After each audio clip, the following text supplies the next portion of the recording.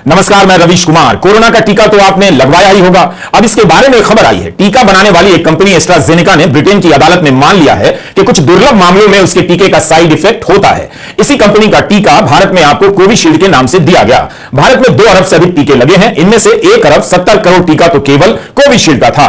क्या यह आप सभी के लिए चिंता का विषय है? लेकिन जब तक कोई वैज्ञानिक साक्ष्य ना हो, ठीक से शोध ना आ जाए, आपको हड़बड़ी नहीं करनी चाहिए। बेशक सरकार को तुरंत इस मुद्दे पर जनता को आश्वस्त करना चाहिए कि यह जानने के बाद उसे क्या क्या करना चाहिए। केवल दुर्लभ कहना काफी नहीं, देखना चाहिए कि एक निश्चित संख्या में कितने लोगों को इसका साइड इफेक्ट होता है, जिसके कारण हार्ट अटैक और ब्रेन हेमरेज हो जाता है। हम आज के वीडियो में इस पर बात करेंगे, लेकिन आपको कोरोना के समय की कुछ पुरानी बातें भी याद दिलाएंगे कि टीका हमेशा फ्री नहीं था। विपक्ष की पहल और दबाव के बाद फ्री किया गया।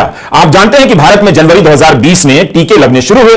कोविशील्ड का टीका लगवाने के लिए लोग लाइनों में लग जाते थे, खुद से मांग करते थे। लेकिन जब से ब्रिटेन की अदालत से यह खबर आई है, लोग तरह तरह की आशंकाओं में जीने लग गए हैं। इसकी वजह भी है हाल के दिनों में हार्ट अटैक की घटनाएं और लोगों का टीके के दुष्प्रभाव से उसे जोड़ देना। अब टीके के कारण हार्ट अटैक की घटनाएं बढ़ी हैं या सामान्य ही हैं, इस पर भी मैं टिप्पणी करने से बचूंगा, क्योंकि जिस देश में जनगणना तक नहीं हुई हो, उस देश में इसका डेटा सही होगा, इसकी उम्मीद कम से कम मुझे नहीं है। फिर भी हम इसके बारे में भी इस वीडियो में आगे चलकर बात करेंगे। कोविशील्ड टीके की खोज करने वाली कंपनी एस्ट्राजेनेका ने ब्रिटेन की अदालत में माना है कि इसका साइड इफेक्ट यह होता है कि कभी कभी खून का थक्का जम जाता है और प्लेटलेट्स कम हो जाता है, जिसके कारण कार्डियक अरेस्ट होता है, जिसे आम जुबान में लोग हार्ट अटैक कहते हैं। इसके अलावा ब्रेन हेमरेज का भी खतरा हो जाता है। इस बीमारी का वैज्ञानिक नाम है थ्रोम्बोसिस विद थ्रोम्बोसाइटोपिनिया सिंड्रोम या टीटीएस। टीका बनाने के 3 साल के बाद कंपनी ने पहली बार यह कबूल किया है कि उसके टीके से दुर्लभ मामलों में टीटीएस का खतरा हो सकता है। एस्ट्राजेनेका पर कई लोगों ने केस किया कि इनके टीके से गंभीर बीमारी और मौत हो सकती है। 50 से अधिक केस दायर हुए हैं ब्रिटेन में और 100 मिलियन पाउंड के हर्जाने का कंपनी पर दावा किया गया है। अप्रैल 2021 में ब्रिटेन के एक नागरिक जेमी स्कॉट के दिमाग में टीका लगाने के तुरंत बाद खून का थक्का फंस गया और 3 बार उनकी जान जाते जाते बची। जेमी स्कॉट ने एस्ट्राजेनेका पर केस कर दिया कि इसके टीका से खास तरह का साइड इफेक्ट हो सकता है। वैसे ब्रिटेन में साइड इफेक्ट की बात टीके के लॉन्च के समय से ही होने लगी थी। उस समय यह सुझाव दिया गया कि 40 से कम उम्र के लोगों को वैकल्पिक टीका दिया जाएगा, क्योंकि यह माना गया कि टीके का खतरा कोविड से भी ज्यादा हो सकता है। कोर्ट में वकीलों ने कहा कि जितनी उम्मीद कर रहे थे, टीका उतना सुरक्षित नहीं निकला। ब्रिटेन की medicine and health care products regulatory agency यानी MHRA के आधिकारिक आंकड़ों के अनुसार इंग्लैंड में कम से कम 81 मौतें ऐसी रही हैं जो टीके के रिएक्शन से हुई हैं। मरने वालों में प्लेटलेट्स कम होने के अलावा खून के थक्के भी बनने लगे थे। जिन लोगों में इस तरह का रिएक्शन देखा गया, उनमें से हर 5वें व्यक्ति की मौत हो गई। ये आधिकारिक आंकड़े हैं। दिसंबर 2020 में एस्ट्राजेनेका ने अपने टीके का इमरजेंसी लॉन्च किया। उस समय के ब्रिटेन के प्रधानमंत्री बोरिस जॉनसन ने कहा था कि यह ब्रिटेन के विज्ञान की जीत है।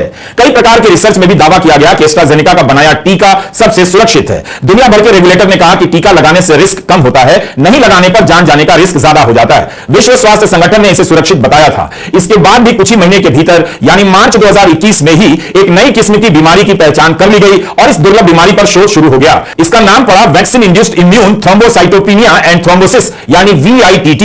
जुलाई 2021 में ही एक वैज्ञानिक शोध पत्र छप चुका था, जिसमें बताया गया कि टीका लेने वालों में 5 से 24 दिनों के भीतर VITT के केस आने लग जाते हैं। ऑस्ट्रिया, नॉर्वे, जर्मनी में ऐसे कई केस मिले। पीड़ितों के वकीलों ने दावा किया है कि VITT एक प्रकार से TTS का ही रूप है, जिससे खून जम जाता है। इसकी सटीक परिभाषा के लिए किसी चिकित्सक और वैज्ञानिक से सलाह लीजिए। काफी समय से एस्ट्राजेनेका यह मानने को तैयार ही नहीं थी कि टीके से ऐसी कोई बीमारी हो सकती है।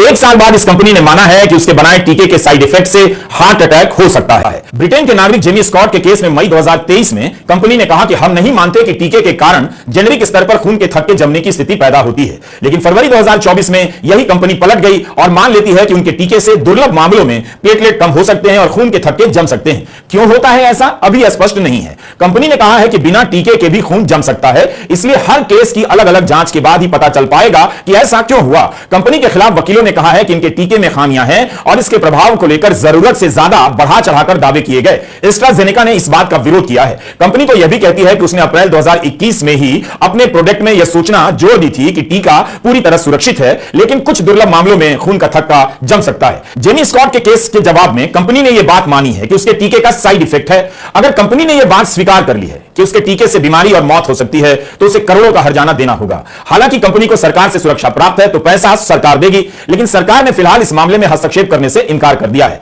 बात यहां हर्जाने की नहीं है, जिन्होंने टीका लिया है उनकी आशंकाओं की है। उन्हें यह वजह बेवजह डर हो सकता है कि कोविशील्ड का टीका लगाया है तो वे सुरक्षित हैं भी या नहीं। क्या हार्ट अटैक का खतरा उन्हें भी हो सकता है? कोरोना के समय टीके को लेकर 2 तरह की धाराएं दुनिया में चल रही थी। जो धारा टीके पर सवाल उठा रही थी, उन्हें कानून से डराया जा रहा था, विज्ञान का विरोधी बताया जा रहा था। इसके लिए एंटी वैक्सर्स, वैक्सीन हेजिटेंसी जैसे शब्दों का इस्तेमाल हो रहा था। टीका विरोधियों में भी कई धाराएं थीं। 2021 में माया गोल्डनबर्ग की एक किताब आई, vaccine hesitancy, public trust, expertise and the war on science. Goldenberg का कहना है कि लोगों में टीके को लेकर संकोच इसलिए पैदा हुआ क्योंकि वैज्ञानिक अपने तथ्यों को सरल भाषा में आम जनता के सामने नहीं रख पा रहे थे। वे मानकर चल रहे थे कि लोग अपने आप समझ जाएंगे, मगर ऐसा नहीं हुआ। कई लोगों को अपने डॉक्टर में तो भरोसा हो सकता है, लेकिन हेल्थ सिस्टम में नहीं। कई टीका विरोधी धार्मिक मान्यताओं के अनुसार टीके का विरोध करने लगे, कुछ विज्ञान विरोधी मान्यताओं के आधार पर विरोध करने लगे और कुछ वैज्ञानिक आधार पर सवाल कर रहे थे। उनका मानना था कि ठीक से जांच परख के बाद ही टीके को लॉन्च करना चाहिए, ना कि हड़बड़ी में। वे इस बात को लेकर और आश्वस्त होना चाहते थे कि टीके को लॉन्च करने में सभी प्रकार की सावधानियां बरती गई हैं। वैसे भारत में भी वैक्सीन वॉर नाम से एक बेकार सी फिल्म बनी थी। ब्रिटेन और अमेरिका में वैक्सीन की खोज हुई, मगर इन देशों में राष्ट्रपति और प्रधानमंत्री को लेकर फिल्म नहीं बनी। भारत में प्रोपेगेंडा फिल्म बनाने का टाइम भी है, पैसा भी है और मूर्ख दर्शकों की कोई कमी नहीं है। हमने कोविड के दौरान कई कार्यक्रम किए। इस दौरान हमारे कुछ एक्सपर्ट ने टीके का समर्थन करते हुए भी कहा कि जो लोग वैज्ञानिक आधार पर टीके पर सवाल उठा रहे हैं, उन्हें भी सुनने की जरूरत है, क्योंकि इस वक्त हम हर पहलू जान लेने का दावा नहीं कर सकते हैं। लेकिन कोरोना के समय कई सरकारों ने कई तरह से मजबूर किया, टीका लेना है, उन सवालों को नहीं सुना गया। पीछे की तरफ मुड़कर देखिए तो कोरोना तेजी से फैल रहा था। संक्रमण को रोकने का जाना हुआ रास्ता भी यही था कि टीका लगे, टीका आए। तब देश और समाज की जिम्मेदारी बन गई कि टीका लें और दूसरे को कोविड होने से रोकें। जो भी इसका विरोध करता था, उस वक्त मजाक उड़ाया जाता था। दुनिया भर में टीके का विरोध अलग अलग कारणों से हुआ, मगर भारत में ज्यादातर विरोध नहीं हुआ। लोगों ने उत्साह और विश्वास के साथ टीके लगाए। लेकिन जब टीकाकरण का दूसरा दौर शुरू होता है, यानी तीसरा डोज लगने लगा, तब वो अभियान ठंडा पड़ गया। कब बंद हो गया पता नहीं चला। उसके बाद जब हार्ट अटैक से मरने की खबरें आने लगी, तब टीके की असर की बात लोग करने लग गए और डरने भी लग गए। अक्टूबर 2023 में नवरात्र और गरबे के आयोजनों में होने वाली मौतों के बीच केंद्रीय स्वास्थ्य मंत्री मनसुख मंडाविया ने आईसीएमआर की एक रिपोर्ट का हवाला देते हुए चेतावनी भरा बयान दे दिया कि जिन लोगों को गंभीर कोविड हुआ था, उन्हें कोविड से ठीक होने के बाद कम से कम 1-2 साल कठोर श्रम और जरूरत से ज्यादा कसरत करने से बचना चाहिए, ताकि दिल का दौरा पड़ने की घटनाओं से बचा जा सके। इस बयान से आशंका फैल गई कि क्या कोविड के बाद हार्ट अटैक बढ़े हैं, क्या टीका कारण हो सकता है। बाद में जब आईसीएमआर की रिपोर्ट जारी हुई तो निष्कर्ष यह निकला कि दिल के दौरे से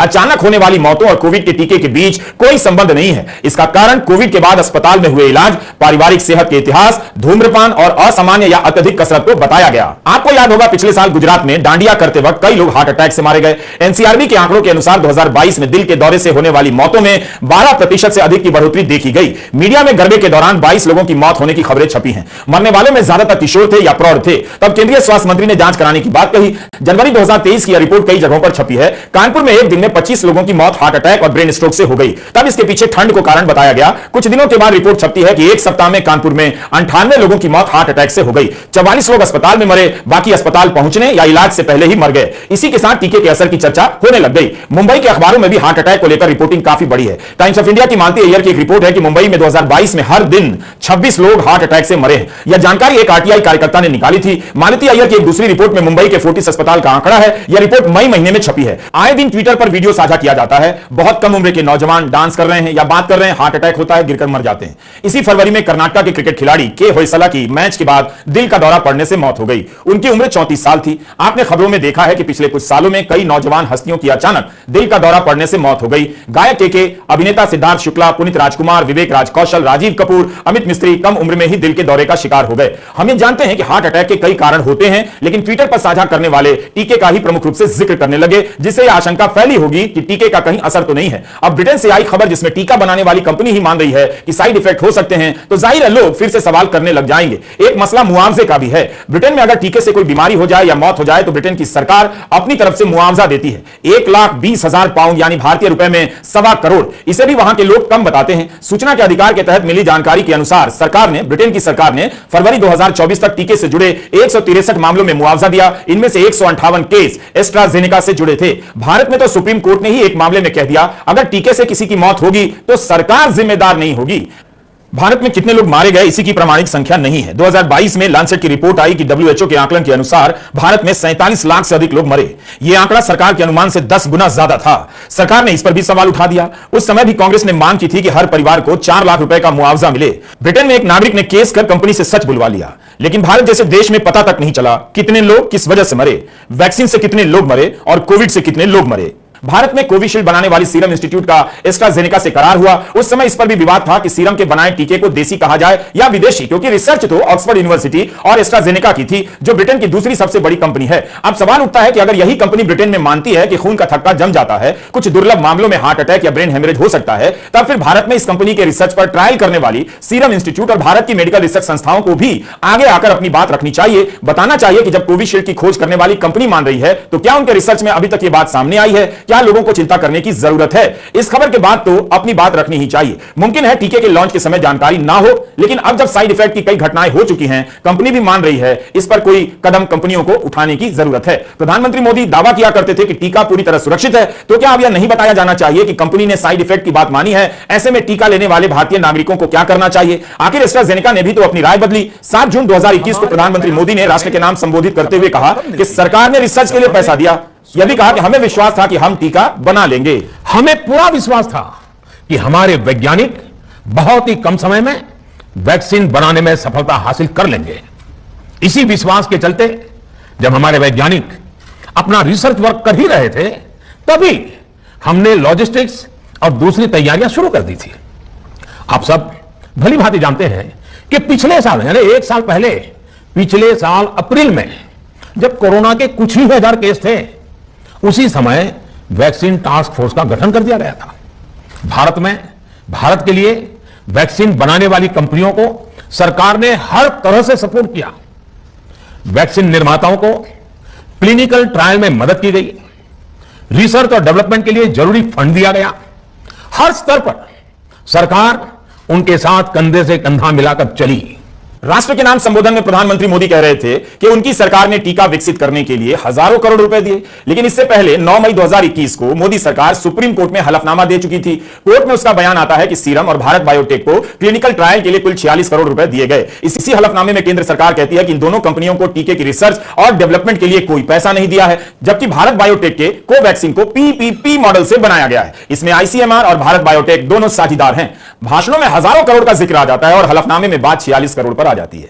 लेकिन ब्रिटेन में इस तरह के टीके पर 20 साल से रिसर्च चल रहा था। गार्डियन में खबर छपी है कि एस्ट्राजेनेका के टीके की रिसर्च और उसके विकास में लगा 97% पैसा पब्लिक फंड से था, सरकारी था। ऑक्सफोर्ड को मिले 1000 करोड़ रुपए में से अधिकतर ब्रिटेन के टैक्स भरने वाले नागरिकों ने दिए या संस्थाओं ने। यह पैसा 2 दशकों की इस रिसर्च को मिलता रहा। यूके की सरकार, वेलकम ट्रस्ट और अमेरिकी और यूरोप की संस्थाओं ने भी काफी पैसे दिए। कोविशील्ड का इंटेलेक्चुअल पेटेंट एस्ट्राजेनेका के पास है। भारत में कोविशील्ड बनाने वाली कंपनी हाल ही में न्यूज में आई, जब सुप्रीम कोर्ट के आदेश के बाद चंदा धंधा का डिटेल सार्वजनिक हुआ। उसी समय इलेक्टोरल ट्रस्ट को लेकर भी खबर छपी। पता चला कि 2022-23 में सीरम इंस्टीट्यूट सबसे अधिक चंदा देने वाली दूसरी बड़ी कंपनी थी। कंपनी ने 50 करोड़ रुपए से अधिक का चंदा दिया। इसके पहले 2021-22 में 45 करोड़ का चंदा दिया। केंद्र सरकार ने सीरम इंस्टीट्यूट को टीका बनाने का एकाधिकार दिया था। इलेक्टोरल ट्रस्ट में जो पैसा आया, उसका सबसे बड़ा हिस्सा बीजेपी को दिया गया था। आपको याद होगा जब टीके के उत्पादन की बात चल रही थी, तब उस समय प्रधानमंत्री मोदी भी पुणे में सीरम के दफ्तर पहुंच गए और इस तरह से दौरा किया जिससे छवि बनने लग गई कि टीका बनाने का काम उनकी देखरेख या उनकी प्रेरणा से हो रहा है। नरेंद्र मोदी दुनिया के विरले प्रधानमंत्री थे जिन्होंने टीका के प्रमाण पत्र पर अपना फोटो लगवा दिया, तो ऐसे व्यक्ति से उम्मीद की जानी चाहिए थी कि वे टीका बनाने के प्लांट में जरूर जाएंगे और उसका वीडियो देश भर में दिखाया जाएगा। आपको याद होगा जब जनवरी 2020 में टीके लगने शुरू हुए, तब कई चरणों में इसे लगाया गया। पहले स्वास्थ्य कर्मियों को, फिर सरकारी कर्मचारियों को, फिर 60 से ऊपर के बुजुर्गों को और उसके बाद 45 से ऊपर के लोगों को टीका लगा। धीरे धीरे 18 साल से ऊपर के सभी को टीका दिया जाने लगा। क्या टीका शुरू से मुफ्त में था? शुरू में बिल्कुल नहीं था। 2 तरह का सिस्टम अपनाया गया। 60 से अधिक उम्र और 45 से अधिक उम्र के वे लोग जिन्हें कोई बीमारी हो, उनके लिए सरकारी अस्पतालों में टीका फ्री था, लेकिन प्राइवेट स्वास्थ्य संस्थानों में 250 रुपए तक की कीमत पर टीका मिलने लगा। उसी समय America, Brazil, Mexico, England, Italy, रूस, फ्रांस, जर्मनी जैसे देशों ने मुफ्त में टीका लगा रहे थे।